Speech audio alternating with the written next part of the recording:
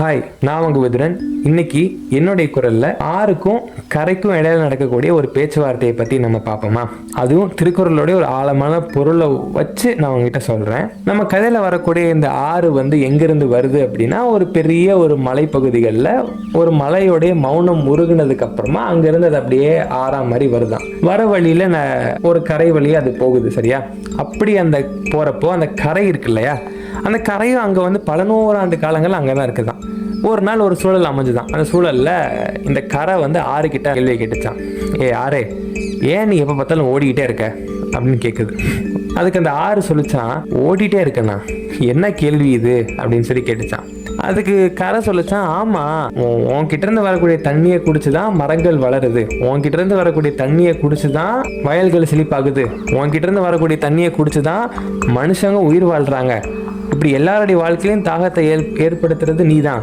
ஆனா உனக்காக இங்க யாரு வாழ்றாங்க? உனக்காக இங்க யாருமே வாழவே இல்லையே. நீ தான் எல்லாருக்குமே வாழ்றதுக்கு துணையா இருக்கே தவிர உனக்காக இங்க யாருமே வாழ்றதுக்கு இல்லை.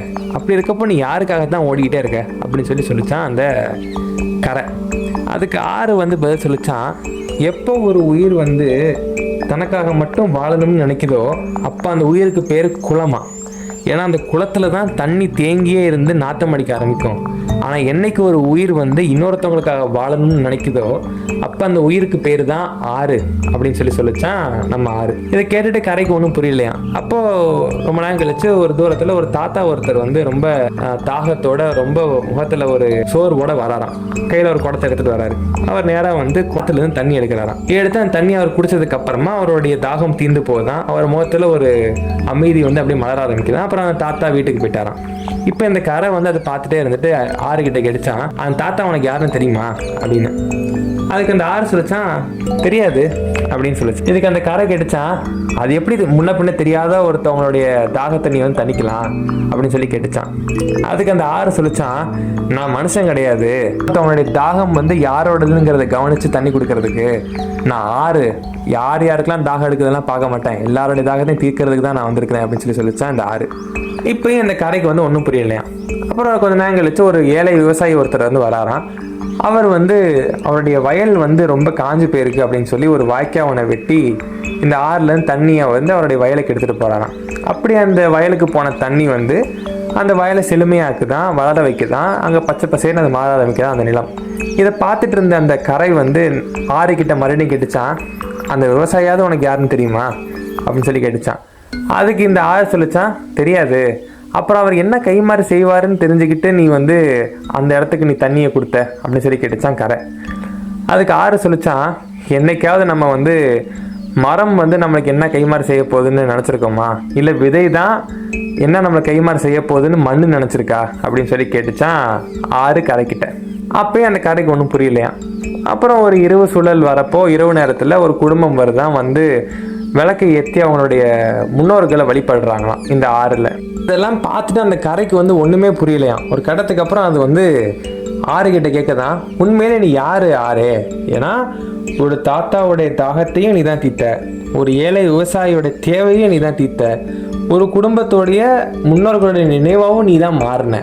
உண்மையிலே நீ ஆனால் யாருக்காகத்தான் ஓடுற, எதுக்காகத்தான் ஓடுற, யார் நீ அப்படின்னு சொல்லி கேட்டுச்சான். அதுக்கு அந்த ஆறு சொல்லிச்சான், எல்லாரும் என்னை வெறும் தண்ணீராக மட்டும்தான் பார்க்குறீங்க. எப்போ ஒரு உயிர் பிறருக்காக வாழணும்னு நினைக்குதோ அப்போ அந்த உயிருக்கு பேர் ஆறு கிடையாது கரையே, அதுக்கு பேர் அறம் அப்படின்னு சொல்லிச்சான். இந்த கதையில் நம்ம பார்க்கக்கூடிய இந்த ஆறு இருக்கு இல்லையா, அது உண்மையிலே யாருன்னு தெரியுமா? ஒவ்வொரு வீட்டிலையும் இருக்கக்கூடிய அந்த இல்லறத்தான், அதாவது குடும்ப தலைவன் அப்படிங்கிற ஒருவர் தான் குறிக்குதான். யாரை நம்ம உண்மையான குடும்ப தலைவர்னு சொல்லுவோம் அப்படின்னா, பிறருக்காக வாழணும், அதாவது தன்னுடைய குடும்பத்தில் இருக்கக்கூடிய மற்றவங்களுக்காக, மனைவிக்காக, குழந்தைக்காக, தகப்பனுக்காக, தாய்க்காக வாழணும்னு நினச்சி உழைச்சி மற்றவங்கள செழிப்பாக பார்த்துக்கணும், பத்திரமா பார்த்துக்கணும்னு நினைக்கக்கூடிய ஒருத்தனை தான், அந்த அறத்தின்படி இருக்கிறவங்கள தான் உண்மையான ஒரு குடும்ப தலைவர், ஒரு இல்லறத்தான் அப்படின்னு சொல்லணும் அப்படிங்கிறது தான் திருவள்ளுவருடைய வாக்கு. அவர் சொன்ன இந்த பொருளுடைய குரல் தான், இல்வாழ்வான் என்பான் இயல்புடைய மூவருக்கும் நல்லாற்றின் நின்ற துணை அப்படின்னு சொல்றாங்க. ஏன்னா அந்த ஒரு குடும்ப தலைவர் இருக்காருல்ல, அவர் சம்பாதிக்கக்கூடிய உணவுல தான் பசித்த வயிறுகள் மறைஞ்சு போகுமா. அவர் விழிச்சிருக்கக்கூடிய இரவுகள்ல தான் பலர் நிம்மதியா தூக்கக்கூடிய இரவா இருக்குமா.